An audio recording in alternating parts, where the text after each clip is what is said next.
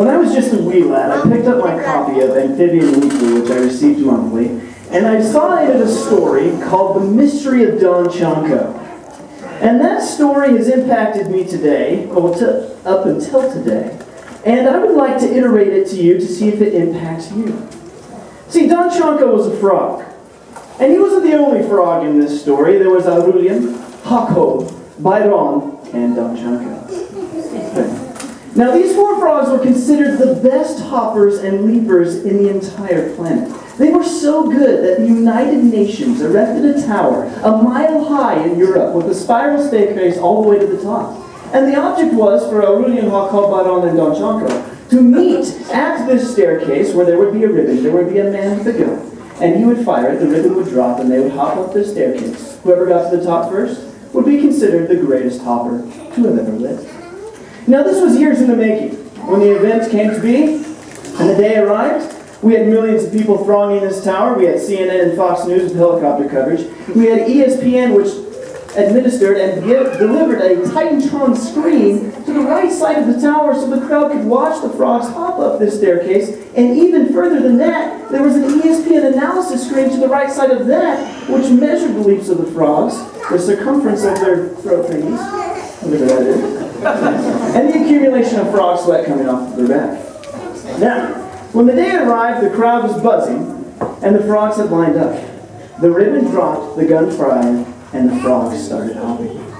And they were hopping like nothing that had ever before been seen. Those who were there later told and would witness that they were hopping their frog guts out. They would hop, hop, they would just come right out on the floor. Not really. But they would hop and they would hop and they would keep going. They'd pass a table which had water on it, and the lizard trainers, because this is lizards, and the lizard trainers would throw water on them as they passed by. And they would keep going. But when it got to a certain point, someone in the crowd looked over at the ESPN analysis screen and saw that the leaps of the frogs were getting smaller. And that person said to themselves, you know what? I don't know if they can make it. This tower's too tall. They're already this tired. They can't do it. They can't do it. Now, frogs with the supersonic hearing that they do have could hear the crowd saying this. At least that person. And then as that person began to speak, others began to believe. And pretty soon that buzz that was started in this race had died down. And was more of now a murmur that they cannot do it. They cannot make it. Now again, as the frogs had that hearing, they heard the crowd saying this. The Aurelian, who was in the front, said to himself, you know what? My little frog thighs are on fire. This crowd's right. I can't do it. And he sat right there. And the other frogs went around. And then eventually the lizard traders dragged off Aurelian. And the other frogs kept going. Now when the crowd saw this, they're like, okay, one's dropped off. Let's see what's happening now. Okay, and they went a little further, and Jacob tripped, and he hit his head on the stairs. And when he hit his head, he got up, and he was a little woozy, and he said to himself, you know what? I sprained my ankle when I hit my head. I don't know how that happens, but it did. And I am done. This crowd is right. This is too tall. And he drops off. Now, at this point, the crowd's like, well, it's just a matter of time. Two have dropped off. It's just a matter of time. So they didn't really pay attention anymore. Twiddling their thumbs, looking at one another, not really paying attention to the race. But Byron and Don Chanko kept going. And they kept going and kept going, unbeknownst to the crowd. And it got to the point where the frogs, Byron and Don Chanko, were neck and neck, kind of like this, and as much as a frog has neck, I guess you could say. They were neck and neck, and Byron turned back his neck, as a frog could, looked back at Don Chanko, and saw that Don Chanko was so tired, he was no longer even leaping. He was using all fours, just like this. And Byron said to himself, you know what, Don Chanko looks like he's not going to make it, and he may not make it alive. And me, I know I can't do it either. This crowd is right. And if I can't make it and Don Chanko can't make it, that means no one's going to win. So I'm going to stop now. Stops there. And Don Chanko, with all fours, kind of just goes on around it. Now, with it, the crowd's still not paying attention, and there's only Don Chanko left. He just keeps going. It gets to the point, actually, where Don Chanko is so tired, he can no longer do all fours anymore. All he can do is roll. up the stairs. And I wondered to myself as I was reading the story, it's like, how does a frog roll upstairs? And as I read a little further, it was told to me. The frog sweat has accumulated and morphed into some sort of slime, and he's actually sticking to the stairs as he went up like Velcro. Now, he kept doing this and kept doing this unbeknownst to the crowd.